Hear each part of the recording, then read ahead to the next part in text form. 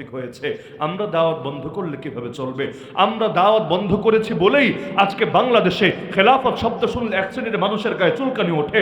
আমরা দাওয়াত কমিয়ে দিয়েছি বলেই জিহাদ শব্দকে কিছু লোক জঙ্গিবাদের সমর্থক মনে করে।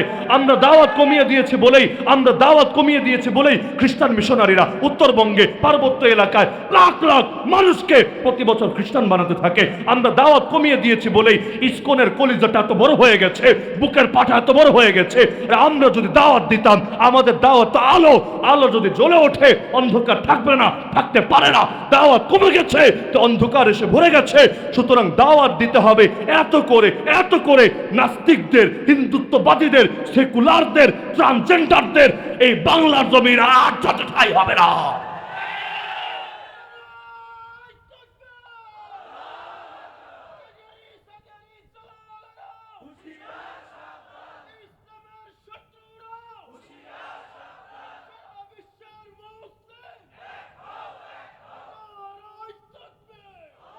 হকের দাওয়াত দিতে রাজি আছেন তো? ইনশাআল্লাহ সবাই দাওয়াত দিবেন। উঠতে দাওয়াত, বসতে দাওয়াত, হাঁটতে দাওয়াত, চলতে দাওয়াত, নির্দিষ্ট কোনো ফরম্যাটে ওজন এখানে দাওয়াত দেন। বাল্লিগু আন্নী ওয়ালাউ আয়া। একটা আয়াত জানলে সেই আয়াতটা গোপন রাখেন না, অন্যের কাছে পৌঁছায় দেন। সবাই মিলে দাওয়াত দিলে আগামীর বাংলাদেশ ইসলামের বাংলাদেশ হবেই হবে ইনশাআল্লাহ। কারণ জনশক্তির চাইতে বড় শক্তি জমিনে কম থাকে। যদি সবাই মিলে জেগে ওঠে, ফ্যাসিবাদীরাও বাধ্য হয় ল্যাজ গটিয়ে ইঁদুরের গর্তে ঢুকতে। সুতরাং হকের দাওয়াত দিতে হবে। 4 নম্বর এবং সর্বশেষ গুণ, ওয়াতাওয়াসাউ বিস-সাবর। একজন আরেকজনকে সবরের নসিহত করে, সবরের ওয়াজও করে। বলবেন হুজুর এটা আবার কিসের জন্য? হকের দাওয়াত দেয় বুঝলাম, ঈমান আনে বুঝলাম, আমল করে বুঝলাম, সবর আবার কেন? সবর ছাড়া কিচ্ছু হয় না। হকের পথে চলবেন, হকের কথা বলবেন, কিন্তু সবর করা লাগবে না, এটা কোনোদিন হয় নাই, হবেও না, হওয়া সম্ভব না। হ্যাঁ, সবরের মধ্যে সবই আছে। গুনাহ থেকে বাঁচা এটাও সবর, নেক আমল করা ওটাও সবর, বিপদে পড়লে ধৈর্য ধারণ করা এটাও সবর। হকের পথে চললে বিপদে পড়া লাগবেই। এমন একজন নবীর নাম বলেন যেই নবীর বিরুদ্ধে দুশমনী হয় নাই। এমন একজন নবী বলেন যেই নবীর সমালোচনা হয় নাই। এমন একজন নবী বলেন যেই নবীকে গালি দেওয়া হয় নাই। আরে কোন নবীর মাথার উপর করত রেখে পুরো শরীরকে 2 টুকরা করে দেওয়া হয়েছে। কোন নবীকে ধরে আগুনে ছুঁড়ে ফেলা হয়েছে।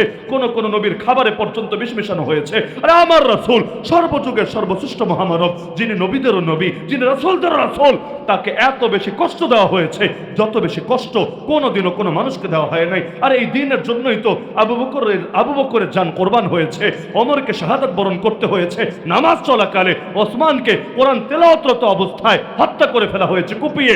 আলী রাদিয়াল্লাহু আনহু ফজরের ইমামতের জন্য যাচ্ছিলেন, মাঝপথে তাকে হত্যা করে দেওয়া হয়েছে। হাসানকে খাবারে বিষ খাইয়ে মারা হয়েছে। হুসাইনের রক্তে কারবালার জমিনকে রঞ্জিত করা হয়েছে। আবু হানিফা লাশ হয়ে জেল থেকে বের হয়েছে।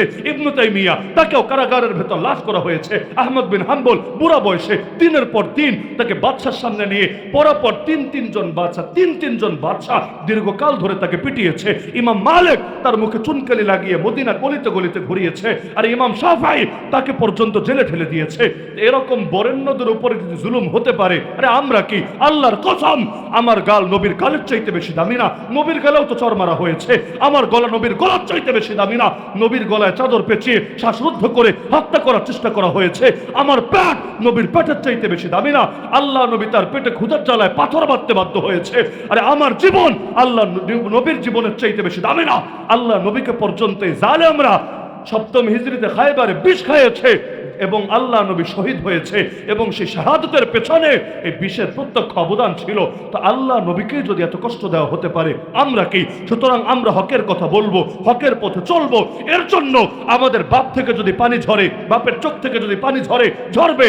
আমাদের মায়ের কোল যদি খালি হওয়া লাগে হবে। আমাদের স্ত্রীরা যদি বিধবা হওয়ার প্রয়োজন হয় তারাও বিধবা হবে। সন্তান যদি এতিম হওয়া লাগে তারাও এতিম হবে। তো যতদিন আমরা বেঁচে আছি, আল্লাহ আমাদেরকে প্রাণ দিয়েছেন, আমাদের ভেতর রক্ত প্রবাহিত হবে, ততদিন ইনশাআল্লাহ এই কল্লা কাটা যেতে পারে। তো কল্লা কখনোই নত হতে পারে না পৃথিবীর কোন বাতিলের সামনে। ইবাদত করেন নাই আপনি, এমনকি নিয়মিত যারা এশার ফজর জামাতের সাথে পড়েন, আপনাদের সবে কদর মিস হবে না, হওয়ার কোনো চান্সই নাই। কেন?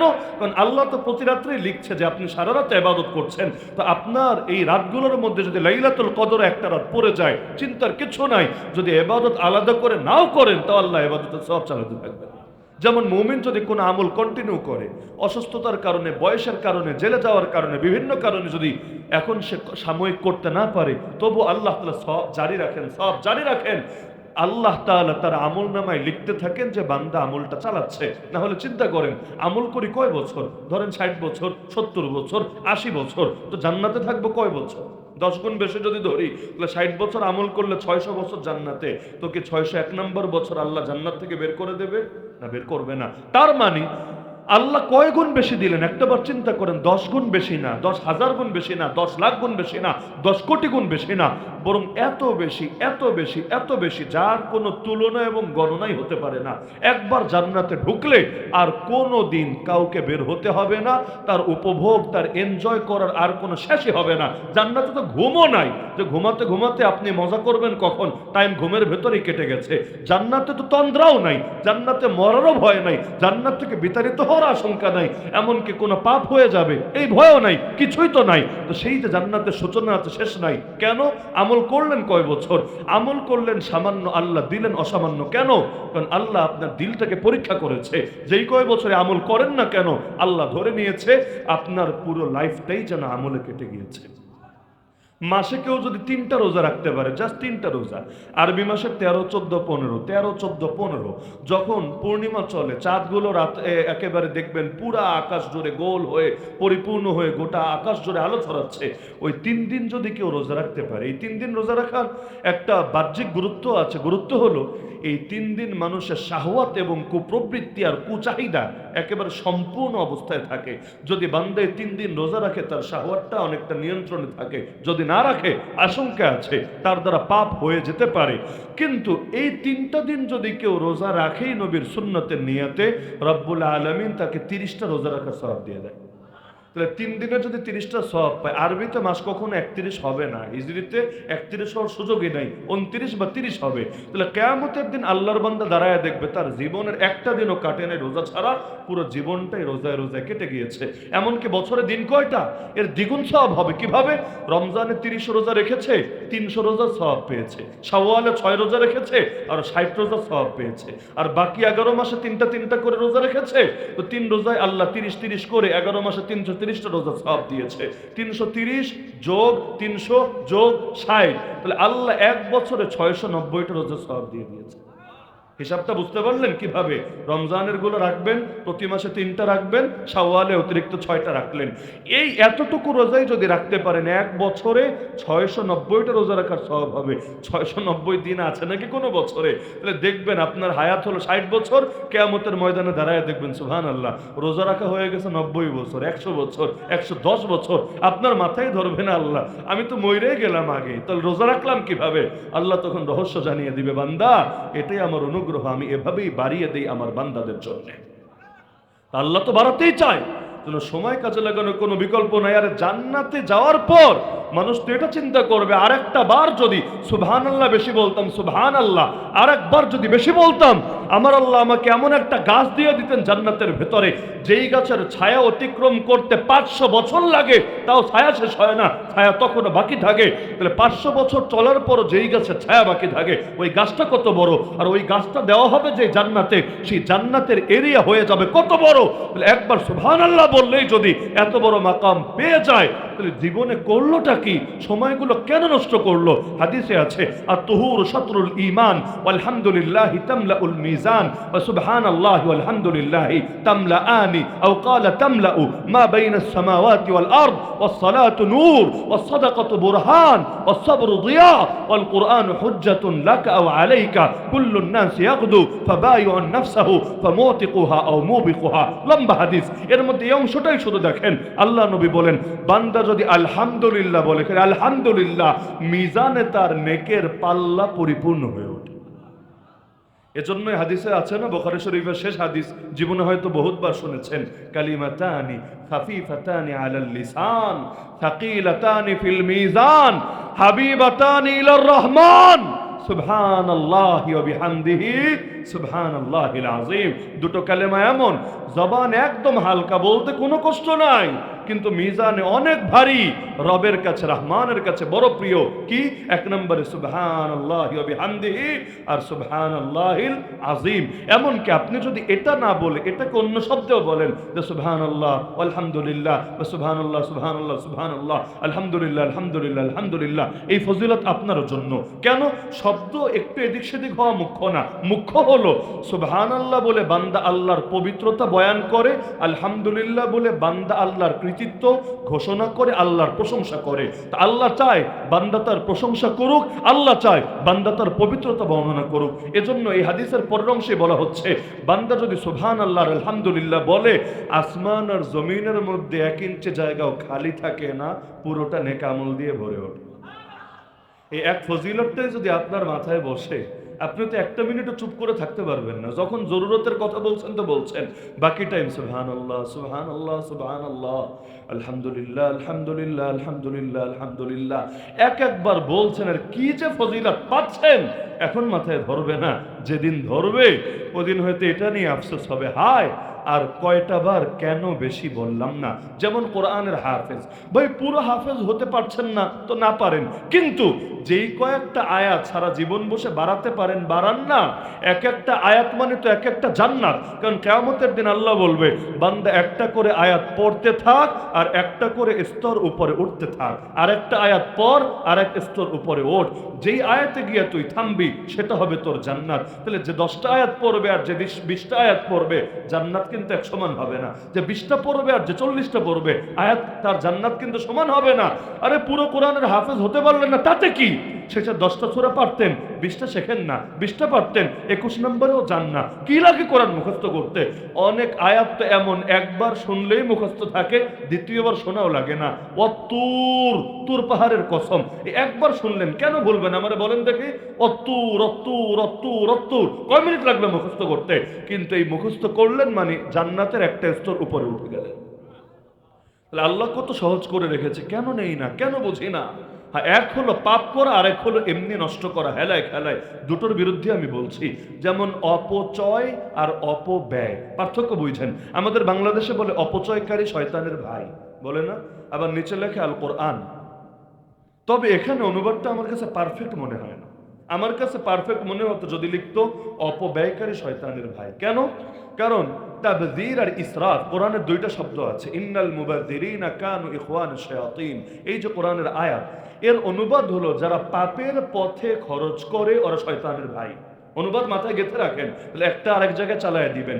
পাপের পথে যারা ব্যয় করে, অতিরিক্ত ব্যয় লাগবে না, একটা পয়সাও যদি ব্যয় করে, শয়তানের ভাই। সিনেমা হল বানালো যে, এর পেছনে যেই কয় টাকা খরচ করলো শয়তানের ভাই। আরে নাটক সিনেমা রচনা করলো যারা, যেই কয়টা পয়সা খরচ করলো ওরা শয়তানের ভাই। আরে যারা কোনো জুলুম ছড়িয়ে দেওয়ার জন্য পয়সা খরচ করলো, যে কয়টাকে করলো ওরা শয়তানের ভাই। তো এখানে অপব্যয়কারী মানে গুনাহের কাজে যারা ব্যয় করে, এদেরকে বলা হয়েছে শয়তানের ভাই। আর আরেকটা হলো অপচয়। অপচয় মানে কি? দরকার এতটুকু, করলেন এতখানি। যেমন আপনারা যারা ট্যাপ ছেড়ে উজু করেন, প্রায় সবাই ধরা খাবেন। নদীতেও যদি উজু করেন, নদীতে, যেখানে নদীর পানি গড়িয়া বা নদীতে যায়, সেখানে অপচয় করা জায়েজ নাই। মাথায় গেঁথে রাখেন। নদীর ভেতরে আছেন, পানি গড়ায় নদীতে যাবে, তাও অপচয় করা যায় না। আর ট্যাপ ছেড়ে খেয়াল করলে দেখবেন 1 বালতির বেশি পানি লেগেছে উজুতে, যা দিয়ে একজন গোসল করে ফেলতে পারে। ছেড়েছো তো ছেড়েছে, মাশাআল্লাহ মারহাবা, কেউ তো আর বিল নেবে না তার কাছ থেকে। করেই যাচ্ছে আর করেই যাচ্ছে আর করেই যাচ্ছে। অথচ আপনি এর বদলে বদনা দিয়ে উজু করে দেখেন, দেখবেন অন্তত 10 ভাগের 1 ভাগ পানি দিয়ে উজু শেষ হয়ে যাবে। এমনকি উজু শেষ হওয়ার পর পানি একটু বাকিও থেকে যাবে, আপনার উজু শেষ। তাহলে এভাবে যদি হিসাব করি, অপচয় করি নাটাকে, নিজের ঘরে কি পরিমাণ বিদ্যুৎ অপচয় করি, গ্যাস অপচয় করি। লাইনের গ্যাস যারা পেয়েছে এরা তো নিজেদেরকে জামানার একদম সবচাইতে বড় ফজিলতপূর্ণ লোক মনে করে। এই গ্যাস দিয়ে কাপড় পর্যন্ত শুকায়, আর লোকে গ্যাস পায় না, কি এক আজীব অবস্থা। তাহলে এই যে অপচয়গুলো দেশের মধ্যে হয়, এই অপচয় যারা করে, আল্লাহ বলেছেন আল্লাহ অপচয়কারীদেরকে পছন্দ করেন না। তাহলে সময় এক হলো গুনাহে ব্যয় করে, এটা তো নিষেধই, এটা তো বলেই লাগবে না। যেই সময় ব্যয় করলো গান শুনে, যেই সময় ব্যয় করলো সে বিভিন্ন পাপের ভেতরে, এটা তো নিষেধই। কিন্তু পাশাপাশি এটাও নিষেধ সময়গুলো এমনি এমনি এমনি কাটায় দেওয়া, অর্থাৎ মিন হুসনি ইসলামিল মারই তারকুহু মা লা ইয়ানি। নবী বলেন একজন মুসলমানের ইসলামের সৌন্দর্য এখানে সে অনর্থক কথা বলে না, অনর্থক কাজ করে না। মনে থাকবে তো ইনশাআল্লাহ? তো সময় কাজে লাগাতে চাইবেন তো ইনশাআল্লাহ? যদিও এটা মোটেও সহজ না, আমি আগেই বলে দিচ্ছি এটা মোটেও সহজ না। পাপীর জন্য পাপ ছাড়া এত সহজ কোনো কথা না। যারা পাপী, আরে অনেক এমন মানুষ বহু আছে একদিন নেশা না করলে আর জানি বাঁচে না, বাথরুমে গিয়েও বিড়ি না টানলে লাইনই ক্লিয়ার হয় না। আল্লাহর বান্দা হারাম রিলেশন থেকে বের হলেও আর দুনিয়ায় বাইচেই থাকবে না, সুইসাইড করে ডিপ্রেশনে ভুগে ভুগে মরেই যাবে। অথবা সে গান না শুনলে তার ঘুমই আসে না, তার কোনো কিছু স্বাভাবিকই লাগে না, মাথার ভেতর কেমন কেমন করতে থাকে। এইরকম পাপকে যারা অভ্যাস বানিয়ে ফেলেছে, এক হলো কখনো পাপ করে ফেলা, আরো হলো পাপকে অভ্যাস বানিয়ে ফেলা।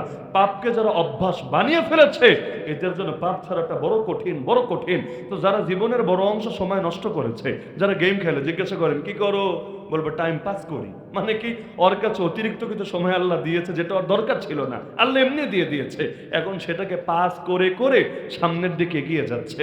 হায়, যখন কিয়ামতের দিন তারে ধরা হবে এই সময়গুলোর জন্যই না কত বেশি আফসোস করবে। এজন্য সময়ের ব্যাপারে সাবধান হন, টাইম ম্যানেজমেন্ট করতে শেখেন। এই দেখবেন ঘুমাতে যখন যান মোবাইল একটা নিয়ে যান না যুবকরা, এখন তো মোবাইলটা ওই যে বালিশের সাথে রেখেই তো ঘুমায়, যদিও এতে স্বাস্থ্যের অনেক ক্ষতি, কিন্তু এটা আমাদের নিয়মিত অভ্যাসের অংশ হয়েছে। দেখবেন ফেসবুকে একটা নোটিফিকেশন চেক দিতে ঢুকেছেন, কেমনি জানি 1 ঘন্টা শেষ হয়ে গেছে আপনি বলতেই পারেন না। ইউটিউবে হুজুরের নতুন কোনো বয়ান এসেছে কিনা চেক দেওয়ার জন্য ঢুকেছেন, কোন দিকে কি কি আজে বাজে কি কি আগডুম বাগডুম দেখতে দেখতে 2 ঘন্টা শেষ হয়ে গেছে, টেরই পাবেন না। আর কল দিয়া কথা বলেন, দেখবেন কথা অল্পতেই শেষ, 1 মিনিট 30 সেকেন্ড 5 মিনিট শেষ কথা। আর চ্যাটিং করতে শুরু করবেন, দেখবেন কোন দিকে ঘন্টা শেষ হয়ে গেছে, 5 মিনিটের কথাও বলেন নাই, কিন্তু আগডুম বাগডুম করতে করতে এমনি টাইম শেষ হয়ে গেছে। তা আল্লাহর ওয়াস্তে সময় রক্ষার ব্যাপারে সচেতন হন। যেটা কলে বলা সম্ভব মেসেজে বললেন না, সময় বাঁচান। ফেসবুক চালাবেন ভালো কথা, নির্ধারিত টাইম রেখে দেন। ইউটিউবিং করবেন ভালো কথা, এটার জন্য টাইমটা বরাদ্দ রাখেন, নিজেকে একটা রুটিনের ভেতর নিয়ে আসেন, ইনশাআল্লাহ সময় কাজে লাগবে। বলে আল্লাহ কসম খাইলেন যেই জিনিসের, ওই জিনিসের গুরুত্ব যদি না দেন কেমন বান্দা হলেন আপনি রবের। সময় কাজে লাগাতে চাইবেন তো ইনশাআল্লাহ। মাদ্রাসার যে তালিবুল ইলমরা আছেন তাদেরকেও বলছি, জেনারেল লাইনের স্টুডেন্ট যারা আছেন তাদেরকেও বলছি, চাকরিজীবী ব্যবসায়ী যারা আছেন সবাইকে বলছি, এমনকি কিছু কিছু সময় এমন এগুলোকে কাজে লাগাতে পারলে আপনি বিরাট বরকত পাবেন। যেমন সকালে আমরা ঘুমাই না ফজরের পরে, কি বেশিরভাগ ঘুমান না? নবীর দোয়া আছে, আল্লাহুম্মা বারিক লি উম্মতি ফি বুকুরিহা, হে আল্লাহ আমার উম্মতের জন্য সকালবেলার টাইমে বরকত দেন। সকালবেলা পড়া মুখস্থ করে দেখেন মেধা কি পরিমাণ সাপোর্ট দেয় আপনাকে। সকালবেলা ব্যবসা বাণিজ্য শুরু করে দেখেন আল্লাহ কেমন রিজিকে বরকত খুলে দেয় আপনার জন্য। যেই সাহাবী হাদিসটা বর্ণনা করেছেন তিনি বলেন, আমি ব্যবসায়ী ছিলাম, নবীর দোয়াটা পাওয়ার জন্য সবসময় ব্যবসার কাজ সকালে শুরু করতাম, আল্লাহ আমার ব্যবসায় এত বরকত দিয়েছিল, সম্পদ রাখবো কোথায় তাই আমি ভেবে পাচ্ছিলাম না, এই পরিমাণ সম্পদ আল্লাহ আমাকে দিয়ে দিয়েছে। তো এই কারণে সময় কাজে লাগান। আগামীকাল কি বার? শুক্রবার না? শুক্রবার দিন এমন একটা টাইম আছে বান্দা যে দোয়া করবে আল্লাহ সে দোয়াই কবুল করবে, কোনো দোয়া ফিরাবে না। আমাদের সবার তো দরকার এই টাইমটা, সেই টাইম কোনটা? এই টাইম কোনটা এটা নিয়ে বিভিন্ন মত আছে। অনেকের মতে মাগরিবের আগের টাইমটা, মাগরিবের আজান হওয়ার আগের, একদম আগের, কুবাইলাল মাগরিব বলে এই সময়টা। এখন থেকে নিয়ত করেন যতদিন বেঁচে থাকবেন শুক্রবার দিন মাগরিবের নামাজে একটু আগে আসবেন, আগে এসে মসজিদের এক কোনায় বসে কিছু দুরূদ শরীফ পড়ে আল্লাহ তাআলার প্রশংসা করে এরপর 5 মিনিট 10 মিনিট যা পারেন দিল খুলে মন খুলে কানাকানি করবেন আল্লাহর সাথে। মুনাজাত মানে কানাকানি করা, মানে আপনি বলবেন আল্লাহ শুনবে, দুনিয়ার কারো শোনারও দরকার নেই, জানারও দরকার নেই, একান্তে আপনার দুঃখ কষ্টগুলো শেয়ার করবেন আল্লাহর কাছে। পারবেন না ইনশাআল্লাহ? দ্বিতীয় টাইম হলো 2 খুতবার মধ্যে ইমাম সাহেব এক খুতবা দিয়ে বসে আবার খুতবা দিতে দাঁড়ায়। এই যে বসার টাইমটা, হাত তোলারও লাগবে না, আপনি একদম টাইমটা কম থাকে, 5 সেকেন্ড 10 সেকেন্ড বা 30 সেকেন্ড 1 মিনিটের চাইতে বেশি তো হয় না। ওই টাইমের মনের মধ্যে যা আছে চান না, বলবেন এত অল্প সময় এত বেশি কিছু চাইবো কিভাবে, সহজ টেকনিক আছে। এই দোয়াটা যদি খালি বলে ফেলেন, আল্লাহ আপনার নবী আপনার কাছে যত কল্যাণ চেয়েছে আমিও চাচ্ছি সব কল্যাণ দিয়ে দেন, আর আপনার নবী আপনার কাছে যত ক্ষতি থেকে অনিষ্ট থেকে অকল্যাণ থেকে আশ্রয় চেয়েছে আমি চাচ্ছি সব কিছু থেকে আমারে বাঁচায় দেন। বলতে কয় সেকেন্ড লাগবে, আল্লাহ আপনার সব দিয়ে দিবেন ইনশাআল্লাহ। এক নম্বর আয়াত শিখলাম। 2 নম্বর, ইন্নাল ইনসানা লাফি খুসর, নিশ্চয়ই সমস্ত মানুষ আছে ক্ষতির ভেতর। লাখোপুরার মানুষ, 2,500-এর মানুষ, বাংলাদেশের মানুষ, আমেরিকার মানুষ, সবাই আছে ক্ষতির ভেতর। তবে ইল্লাল্লাযীনা আমানু ওয়া আমিলুস সালিহাতি ওয়া তাওয়াসাউ বিল হক ওয়া তাওয়াসাউ বিস সবর, 4টা গুণ আছে যাদের ভেতরে, তারা ক্ষতির ভেতরে নাই। তার মানে 4 গুণ নাই যাদের ভেতরে, সবাই ক্ষতির ভেতরে আছে। আপনারা কি ক্ষতিতে থাকতে চান না ক্ষতি থেকে বাঁচতে চান? সবাই চান তো বাঁচতে। তো যদি বাঁচতে চান, প্রেসক্রিপশন দিয়েছেন আল্লাহ নিজে। প্রেসক্রিপশন হলো 4টা গুণ ভেতরে ঢোকাতে হবে, আল্লাহ আপনাকে সব ক্ষতি থেকে বাঁচায় দিবে। 1 নম্বর গুণ হলো ইল্লাল্লাযীনা আমানু, ঈমানের গুণ। ঈমান যার নাই ও ক্ষতির ভেতরে আছে। ঈমান যার নাই, তার পরিচয় সে যে কোনো ধর্মের লোক হোক, সে নাস্তিক হোক, সে যা মনে চায় তা হোক, ঈমান যার নাই সেই ক্ষতির ভেতরে আছে, ঈমান যার আছে সেই লাভের ভেতরে আছে। তবে ঈমান যে কোনো টাইপের ঈমান হলেই কবুল হবে না আল্লাহর কাছে, বরং ঈমানের একটা মানদণ্ড কোরআনে সূরা বাকারায় 1ম পারা সর্বশেষ পৃষ্ঠায় দেওয়া আছে। সেই মানদণ্ড হলো ঈমানটা সাহাবীদের ঈমানের মতো হওয়া লাগবে। কাদের ঈমানের মতো? কাদিয়ানেরও ঈমান এনেছে, কাজ হবে না। হিজবুত তাওহীদেরও ঈমান এনেছে, লাভ হবে না। আর ঈমান শিয়ারাও এনেছে, ওই ঈমান দিয়ে মুক্তির আশা করা যাবে না। ঈমান আনতে হবে সেভাবে যেভাবে ঈমান এনেছেন আল্লাহ রাসূলের সাহাবীরা। বলবে না নবীর মতো আনলেই তো চলবে। হ্যাঁ, নবী তো নবী, আপনি তো উম্মত, উম্মতের সঙ্গে নবীর তুলনা দেওয়া যায় বা কিভাবে? এজন্য সাহাবীরাও তো উম্মত। আল্লাহ নবী নিজে তাদেরকে গড়ে তুলেছেন, তাদেরকে পরবর্তী উম্মতের জন্য আল্লাহ নিজে মানদণ্ড ঘোষণা করেছেন। ফাইন আমানু বিমিসলি মা আমানতুম বিহি ফাকাদ ইহতাদাও, যদি তাদের মতো ঈমান আনতে পারে, আল্লাহ গ্যারান্টি দিয়েছেন হেদায়েতের উপর আছে। সুতরাং প্রত্যেকে এখানে যারা আছেন, আমি হাত জোর করে অনুরোধ করি, আল্লাহর ওয়াস্তে, আল্লাহর ওয়াস্তে, আল্লাহর ওয়াস্তে যাচাই করেন আপনার ঈমানটা সাহাবীদের ঈমানের মতো হয়েছে কিনা। বলবেন কিভাবে যাচাই করব? যার নিজের জ্ঞান আছে, নিজের জ্ঞান দিয়ে যাচাই করেন। যার জ্ঞান নাই, জ্ঞানীদের কাছে আসেন। ফাসআলু আহলা যিকরি ইন কুনতুম লা তা'লামুন, আলেমের কাছে এসে, বুজুর্গদের কাছে এসে যাচাই করেন ঈমান ঠিক আছে কিনা। আরে ঈমান তো আমরা কবর জগতের উপর ঈমান এনেছি, কই দিলে তো ভয় আসলো না। ঈমান তো হাসর নসরের উপরও এনেছি, কিন্তু সেই ঈমান তো আমাদেরকে পাপ থেকে বাঁচাচ্ছে না। তাহলে ঝামেলাটা কোথায়? আল ঈমানু বাইনাল খাউফি ওয়ার রাজা, ঈমান হলো ভয় আর আশার মাঝামাঝি। আমাদের কারো ভয় আর ভয় আর ভয়, আল্লাহ আমারে মনে হয় মাফি করবে না, আর কারো আসে। এই কথা বলেই কোরআনের মাহফিলে বাধা দিলেও যাত্রা বলা চালু করে দিয়েছে।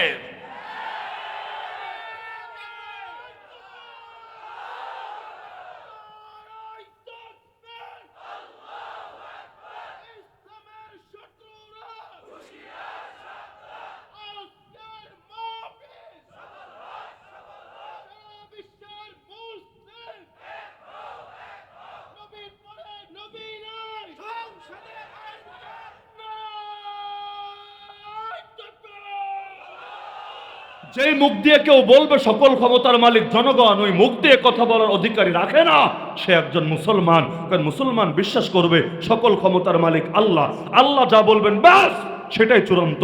বান্দার ভালো লাগলো কি লাগলো না দেখার বিষয় না। আল্লাহ পতিতলায় হারাম করেছেন, হারামই থাকবে।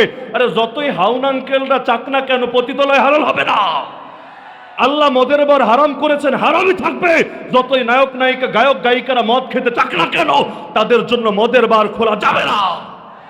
আল্লাহ তাআলা যেটা নিষেধ করেছেন সেটা নিষিদ্ধই থাকবে। কোনো বাপের বেটা সেটাকে সিদ্ধ বা বৈধ করতে পারবে না। এখন তো খালি বৈধ করবে না, একেবারে মানতে বাধ্য করেছেন। যদি আপনি না মানেন, আপনার দেশদ্রোহী, আপনার জঙ্গি, আপনার এই সেই বানায় ছাড়বে। তাহলে সকল ক্ষমতার মালিক জনগণরা মনে করলো বেঈমান, নিঃসন্দেহে বেঈমান। কেউ যদি মনে করে নবীর পর নবী আছে, ওই ইমানদার না বেঈমান?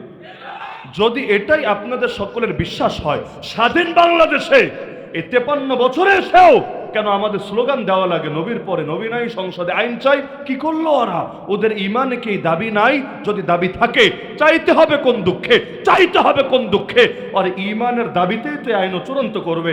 এই আইন চূড়ান্ত করে নাই বলেই কাদিয়ানের আইডি কার্ডে লিখে দেয় মুসলমান, পাসপোর্টে লিখে দেয় মুসলমান, জন্মসনদে লিখে দেয় মুসলমান। সেই লেখা দেখে সৌদি এম্বাসিও ধোকা খায়, ওদেরকে হজ ওমরার ভিসা দিয়ে দেয়। আর ওই লেখা দেখেই গ্রামে গিয়ে কত মুসলমানের মেয়ের বিয়ে করে নেয়, কারণ সে তো আর জানে না এর আকীদা কি, এর বিশ্বাস কি। আর এটার কারণেই কত কত লাইনে মানুষ ধোকার শিকার হয়। আপনারা যারা প্রাণের পণ্য কেনেন, আরফেলের পণ্য কেনেন, কয়জন জানে যে এটা যারা কেনে তারা মূলত নবীর দুশমনিতে সহযোগিতা করে? কারণ কাদিয়ানির পণ্য কেনার মানে ওরে অর্থ দিয়ে সাহায্য করা, আর ওরে অর্থ দিয়ে সাহায্য করা মানে আল্লাহর নবীর সঙ্গে দুশমনি করা। ইসরায়েলের পণ্য কিনলে যা হয়, কাদিয়ানের পণ্য কিনলে তার চাইতেও খারাপ কিছু হয়। তাহলে মুসলমান আবার মানে কি হবে? সকল ক্ষমতার মালিক জনগণ। কি আজিবাজি ফাইজলামি দেশে ছড়িয়ে দেওয়া হয়েছে। আবার কখন যে কি বলে ওদেরও মাথা ঠিক থাকে না। নাম দিয়েছে গণপ্রজাতন্ত্রী, দেখেন না? একদম গণতন্ত্রীও না, গণপ্রজাতন্ত্রী। অন্য ব্যাখ্যায় বাদই গেলাম, প্রজাটা কে আসলে? সকল ক্ষমতার মালিক যদি জনগণ হয়, জনগণ তো রাজা, তাহলে প্রজা কে? ওরা প্রজা? হ্যাঁ, ওরা প্রজা। এই কথা বলার সাহস আছে নাকি কারো? ওরাই তো আসল রাজা। ওরা যদি রাজা হয়, আমরা কি প্রজা? কারণ প্রজা হবে না রাজা ছাড়া। রাজা থাকলে তবেই না আসবে প্রজা। তাহলে একদিকে বলবে ক্ষমতার মালিক জনগণ, আর একদিকে নামে দিবে প্রজাতন্ত্র। প্রজাতন্ত্র তার মানে আমাদের ক্ষমতার মালিক মনে করে না। যদি মনে করতো, যা চাই তা কেন দেয় না, যা চাই না তা কেন দিয়ে রেখেছে? আমরা চাই ইসলাম দিয়ে বিচার আচার হোক, আইন কানুন চলুক, কারণ ইসলাম ঠকায় না, ইসলাম কারোর সাথে প্রতারণা করে না। অথচ সংবিধানে বিসমিল্লাহির রহমানির রহিমটাই রাখা যায় না, 2 দিন পর পর বের করে দেয়। সংবিধানে আল্লাহর উপর আস্থা ও বিশ্বাস এই বাক্যটা রাখা যায় না, এটারে সরেয়া ধর্মনিরপেক্ষতাবাদ ঢুকায় দেয়। কেন রে ভাই? আল্লাহর উপর আস্থা ও বিশ্বাসের ভিত্তিতে যে সংবিধান রচিত হয়, মুসলমান ওই সংবিধানটা দাম দেয়। আর যেই সংবিধান থেকে আল্লাহর উপর আস্থা, আল্লাহর উপর বিশ্বাসকে সরায় দেওয়া হয়, মুসলমান ওই সংবিধানকে ধরে ডাস্টবিনে ছুঁড়ে ফেলতে বাধ্য হয়। যেই সংবিধানে আল্লাহ নাই, ওই সংবিধান মুসলমানের সংবিধান হয় কিভাবে? যেই সংবিধান আল্লাহকে মাইনাস করে, মুসলমানের সংবিধানকে মাইনাস করতে বাধ্য থাকে। নাম দিয়েছে প্রজাতন্ত্র। রাষ্ট্রপতি, পতি মানে স্বামী। অনেক নারীকে দেখে না, বলেন পতি ভক্ত, মানে কি স্বামী ভক্ত। তা রাষ্ট্রপতি মানে রাষ্ট্রের স্বামী। তিনি যদি স্বামী হন, ধরেন চুপ্পু সাহেব, জনাব চুপ্পু সাহেব রাষ্ট্রের হাজব্যান্ড, তো ওয়াইফটা কেডা? তিনি যদি হাজবেন্ড হয়, ওয়াইফ কেডা? যদি বলেন জনগণ, তাহলে আপনারা নিজেরাই তো আবার বউয়ের স্বামী।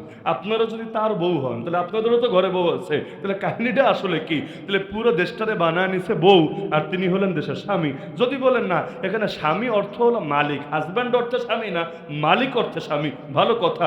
তিনি যদি মালিক হয়, তাহলে আমরা কি গোলাম? আমরা কি দাস? আমরা কি ভৃত্য? আমরা কচুরিপানা? যে এই দেশে ওরাই হলো রাজা, আমরা প্রজা, এটা মনে করে বলেই তো আজকে দেশের অবস্থা। সব জায়গায় ভণ্ডামি, সব জায়গায় ভণ্ডামি। এমন একটা অবস্থা, কম্বল থেকে যদি আপনি পশম আলাদা করতে শুরু করেন, কম্বলের অস্তিত্ব থাকবে না। বাংলাদেশের হয়ে গেছে অবস্থা।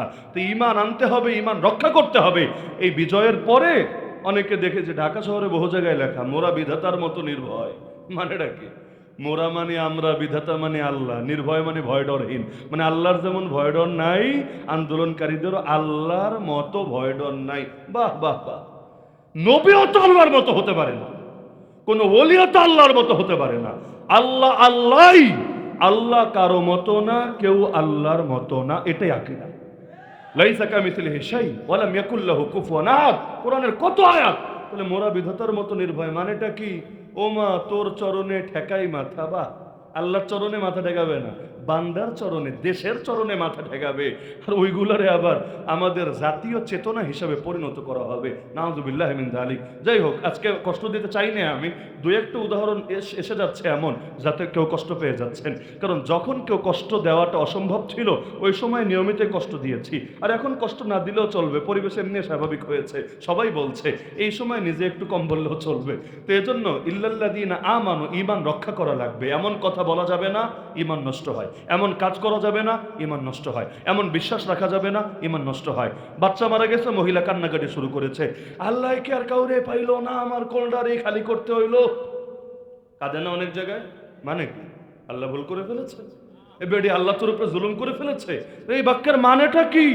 এই বাক্য বলার পর ঈমান কিভাবে থাকে? সুতরাং কথা, কাজ এবং বিশ্বাসে সাবধানী হতে হবে, নাহলে ঈমান নিয়ে মরা মুশকিল হবে। মনে থাকবে ইনশাআল্লাহ। 2 নম্বর গুণ, পারফেক্ট আমল করতে হবে। ওয়ামিলুস সালিহাত, আমল করলেই হবে না, পারফেক্ট আমল করতে হবে। তাই আমল তো আটরশিরাও করে, আমল তো দেওয়ানবাগিরাও করে, আমল তো ভান্ডারিরাও করে, আমল তো জাঙ্গির হুজুররাও করে, কিন্তু আমল করলেই হবে না। আমল নবী আর সাহাবীদের আমলের মতো, মা আনা আলাইহি আসহাবি, আল্লাহ রাসূল এবং তার সাহাবীদের আমলের মতো হয় কিনা সেটা দেখতে হবে।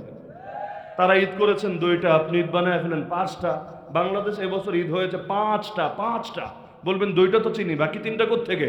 হ্যাঁ, একটা চিনেন ঈদুল ফিতর, 2 নম্বর ঈদুল আজহা, 3 নম্বর আবিষ্কার হয়েছিল 12 রবিউল আউয়াল সাইয়্যিদুল আয়াত শরীফ, সকল ঈদের সেরা ঈদ, ঈদে মিলাদুন নবী। 4 নম্বর এসেছিল 27শে রজব, ঈদে মেরাজুন নবী। যদিও নবী মেরাজে গিয়েছেন রাতে, ঈদটা পালন করে দিনে, কারণ রাইতে পালন করলে লোক পাবে না, ঘুমাবে কখন?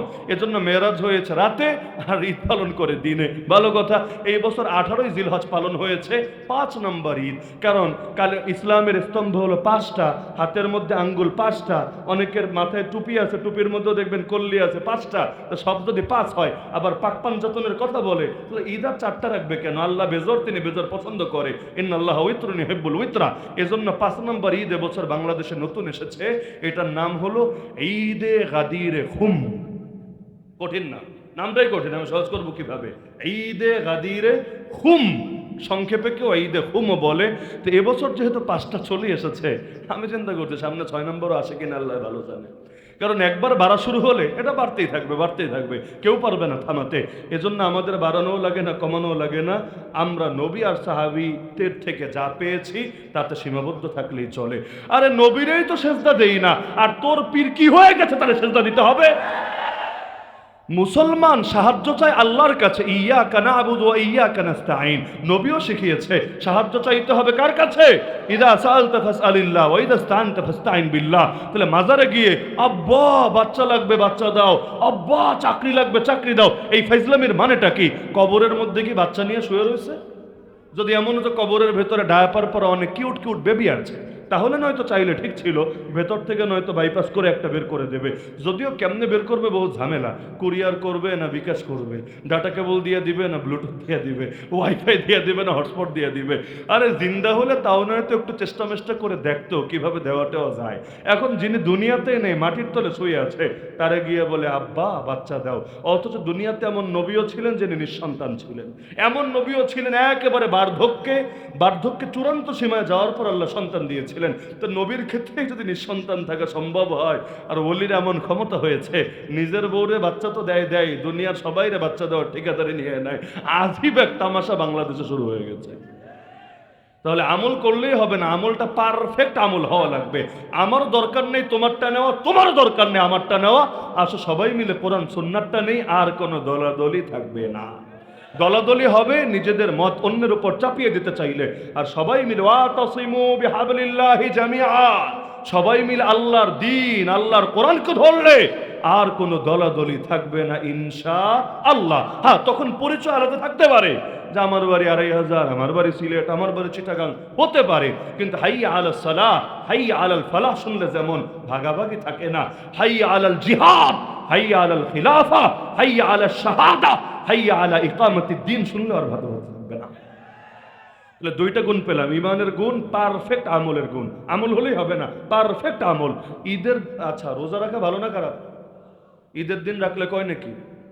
নামাজ পড়া ভালো না খারাপ? যখন সূর্য ওঠে, যখন ডোবে, যখন ঠিক মাথার উপর থাকে, ওই 3 টাইমে নামাজ পড়লে 1 রাকাতে কয় রাকাতের নেকি?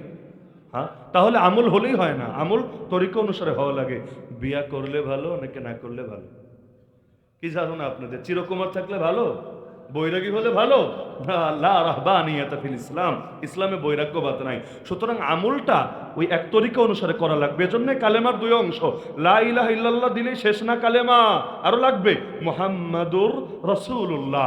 আল্লাহর ইবাদত করবো, ভালো কথা, আল্লাহ তোমার মাবুদ, আল্লাহ তোমার খোদা, আল্লাহ তোমার রব, ভালো কথা। কিন্তু ইবাদতের বন্দেগীর তরিকা কি হবে? সেই তরিকার নামই মুহাম্মাদুর।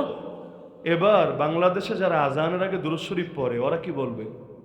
আজানের আগে মাইক ছেড়ে দুরূদ পড়ে না, আসসালাতু ওয়াসসালামু আলাইকা ইয়া রাসূলুল্লাহ।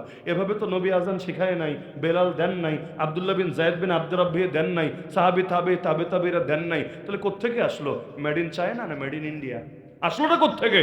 আর সেটা কেন এই জাতির উপর চাপিয়ে দিতে হবে? 3 নম্বর গুণ, ওয়াতাওয়াসাউ বিল হক। শুধু ঈমান আমল নিয়ে থাকলেই হবে না, হকের দাওয়াত দিতে হবে। দাওয়াত না দিলে হক অগ্রসর হবে কিভাবে? মক্কা মদিনার ইসলাম বাংলাদেশে আসলো কেমনে? বাংলাদেশ হয়ে আবার 2500 হয়ে আবার লাখোপুরে আসলো কেমনে? সেই 1500 বছর আগের কোরআন পেলাম কেমনে? তার মানে দাওয়াতি মেহনত লাগাতার চলেছে বলে এটা হয়েছে। চারদিকে মুশরিক আর মুশরিক আর মুশরিক, মিয়ানমার ভরা মুশরিক, ইন্ডিয়ার সংখ্যাগরিষ্ঠ মুশরিক, আর একদিকে বঙ্গোপসাগর, ওখানে তো মানুষই নাই। তাহলে এই যে এত এত এত মুশরিকের ভিড়ে 13-14 কোটি মুসলমান কেমনে সম্ভব? যদি এমন হতো সব সিরিয়ালে মুসলমান, মক্কা থেকে মদিনা থেকে টান মারলে একদম মাঝেরও সব মুসলমান, এরাও মুসলমান, হ্যাঁ ঠিক আছে, পানি আসতে আসতে এই পর্যন্ত এসেছে, কিন্তু মাঝখানে মুশরিক আর মুশরিক আর মুশরিক, তাহলে এখানে এত মুসলমান কেমনে সম্ভব? এটাই দাওয়াতের বরকত। আমাদের পূর্বসূরীরা দাওয়াত দিয়েছেন বলে মুসলমান হওয়ার তৌফিক হয়েছে, তারা দাওয়াত দিয়েছেন বলে আল্লাহর দ্বীনের সৈনিক হওয়ার তৌফিক হয়েছে। আমরা দাওয়াত বন্ধ করলে কিভাবে চলবে? আমরা দাওয়াত বন্ধ করেছি বলেই আজকে বাংলাদেশে খেলাফত শব্দ শুনলে এক শ্রেণীর মানুষের গায়ে চুলকানি ওঠে। আমরা দাওয়াত কমিয়ে দিয়েছি বলেই জিহাদ শব্দকে কিছু লোক জঙ্গিবাদের সমর্থক মনে করে। আমরা দাওয়াত কমিয়ে দিয়েছি বলেই খ্রিস্টান মিশনারিরা উত্তরবঙ্গে পার্বত্য এলাকায় লাখ লাখ মানুষকে প্রতি বছর খ্রিস্টান বানাতে থাকে।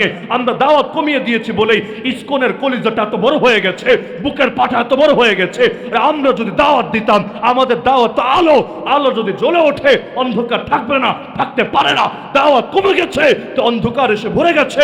সুতরাং দাওয়াত দিতে হবে এত করে নাস্তিকদের, হিন্দুত্ববাদীদের, সেকুলারদের, ট্রান্সজেন্ডারদের এই বাংলার জমির আর যাতে ঠাঁই হবে না।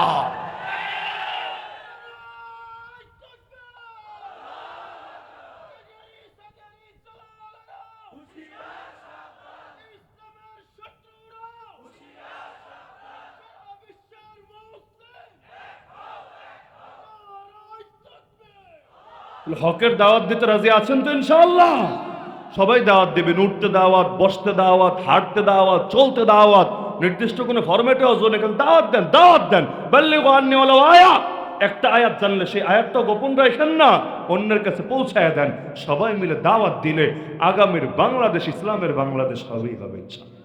কারণ জনশক্তির চাইতে বড় শক্তি জমিনে কম থাকে। যদি সবাই মিলে জেগে ওঠে, ফ্যাসিবাদীরাও বাধ্য হয় লেজ গটিয়ে ইঁদুরের গর্তে ঢুকতে। সুতরাং হকের দাওয়াত দিতে হবে। 4 নম্বর এবং সর্বশেষ গুণ, ওয়াতাওয়াসাউ বিস-সবর, একজন আরেকজনকে সবরের নসিহত করে, সবরের ওয়াজও করে। বলবেন হুজুর এটা আবার কিসের জন্য? হকের দাওয়াত দেয় বুঝলাম, ঈমান আনে বুঝলাম, আমল করে বুঝলাম, সবর আবার কেন? সবর ছাড়া কিচ্ছু হয় না। হকের পথে চলবেন, হকের কথা বলবেন, কিন্তু সবর করা লাগবে না, এটা কোনোদিন হয় নাই, হবেও না, হওয়া সম্ভব না। হ্যাঁ, সবরের মধ্যে সবই আছে। গুনাহ থেকে বাঁচা এটাও সবর, নেক আমল করা ওটাও সবর, বিপদে পড়লে ধৈর্য ধারণ করা এটাও সবর। হকের পথে চললে বিপদে পড়া লাগবেই। এমন একজন নবীর নাম বলেন যেই নবীর বিরুদ্ধে দুশমনী হয় নাই, এমন একজন নবী বলেন যেই নবীর সমালোচনা হয় নাই, এমন একজন নবী বলেন যেই নবীকে গালি দেওয়া হয় নাই। আরে কোন কোন নবীর মাথার উপর করত রেখে পুরো শরীরকে 2 টুকরা করে দেওয়া হয়েছে, কোন কোন নবীকে ধরে আগুনে ছুঁড়ে ফেলা হয়েছে, কোন কোন নবীর খাবারে পর্যন্ত বিষ মেশানো হয়েছে। আরে আমার রাসূল সর্বযুগের সর্বশ্রেষ্ঠ মহামানব, যিনি নবীদেরও নবী, যিনি রাসূলদেরও রাসূল, তাকে এত বেশি কষ্ট দেওয়া হয়েছে যত বেশি কষ্ট কোনোদিনও কোনো মানুষকে দেওয়া হয় নাই। আর এই দিনের জন্যই তো আবু বকরের জান কোরবান হয়েছে, ওমরকে শাহাদাত বরণ করতে হয়েছে, নামাজ চলাকালে ওসমানকে কোরআন তেলাওয়াতরত অবস্থায় হত্যা করে ফেলা হয়েছে কুপিয়ে। আলী রাদিয়াল্লাহু আনহু ফজরের ইমামতের জন্য যাচ্ছিলেন, মাঝপথে তাকে হত্যা করে দেওয়া হয়েছে। হাসানকে খাবারে বিষ খাইয়ে মারা হয়েছে। হুসাইনের রক্তে কারবালার জমিনকে রঞ্জিত করা হয়েছে। আবু হানিফা লাশ হয়ে জেল থেকে বের হয়েছে। ইবনে তাইমিয়া তাকেও কারাগারের ভেতর লাশ করা হয়েছে। আহমদ বিন হাম্বল বুড়া বয়সে দিনের পর দিন তাকে বাদশার সামনে নিয়ে পরপর তিন জন বাদশাহ দীর্ঘকাল ধরে তাকে পিটিয়েছে। ইমাম মালিক তার মুখে চুনকালি লাগিয়ে মদিনা গলিতে গলিতে ঘুরিয়েছে। আর ইমাম শাফাঈ তাকে পর্যন্ত জেলে ঠেলে দিয়েছে। এরকম বরেণ্যদের উপরে যদি জুলুম হতে পারে, আরে আমরা কি? আল্লাহর কসম, আমার গাল নবীর গালের চাইতে বেশি দামি না? নবীর গালেও তো চর মারা হয়েছে। আমার গলা নবীর গলার চাইতে বেশি দামি না? নবীর গলায় চাদর পেঁচিয়ে শ্বাসরুদ্ধ করে হত্যা করার চেষ্টা করা হয়েছে। আমার পেট নবীর পেটের চাইতে বেশি দামি না? আল্লাহ নবী তার পেটে ক্ষুধার জ্বালায় পাথর বাঁধতে বাধ্য হয়েছে। আরে আমার জীবন আল্লাহ নবীর জীবনের চাইতে বেশি দামি না? আল্লাহ নবীকে পর্যন্ত জালেমরা 7ম হিজরিতে খায়বারে বিষ খাইয়েছে, এবং আল্লাহ নবী শহীদ হয়েছে এবং সেই শাহাদতের পেছনে এই বিশ্বের প্রত্যক্ষ অবদান ছিল। তো আল্লাহ নবীকে যদি এত কষ্ট দেওয়া হতে পারে, আমরা কি? সুতরাং আমরা হকের কথা বলবো, হকের পথে চলবো। এর জন্য আমাদের বাপ থেকে যদি পানি ঝরে, বাপের চোখ থেকে যদি পানি ঝরে, ঝরবে। আমাদের মায়ের কোল যদি খালি হওয়া লাগে, হবে। আমাদের স্ত্রীরা যদি বিধবা হওয়ার প্রয়োজন হয়, তারাও বিধবা হবে। সন্তান যদি এতিম হওয়া লাগে, তারাও এতিম হবে। তো যতদিন আমরা বেঁচে আছি, আল্লাহ আমাদেরকে প্রাণ দিয়েছেন, আমাদের ভেতর রক্ত প্রবাহিত হবে, ততদিন ইনশাআল্লাহ এই কল্লা কাটা যেতে পারে। তো কল্লা কখনোই নত হতে পারে না পৃথিবীর কোনো বাতিল সামনে। সবরের পথ আঁকড়ে থাকবেন এবং সবর করবেন যতদিন না মরণ আসে আপনার কাছে। ইনশাআল্লাহ চূড়ান্ত বিজয় আমাদের হবেই হবে। এই 4 গুণ হাসিল করেন, লাভ পাবেন। 4 গুণ হারিয়ে ফেললে চরম ক্ষতির ভেতর ঢুকে যাবেন। আল্লাহ সবাইকে তৌফিক দান করুন, আমিন। ওয়া আখিরু দাওয়ানা আলহামদুলিল্লাহি রাব্বিল আলামিন।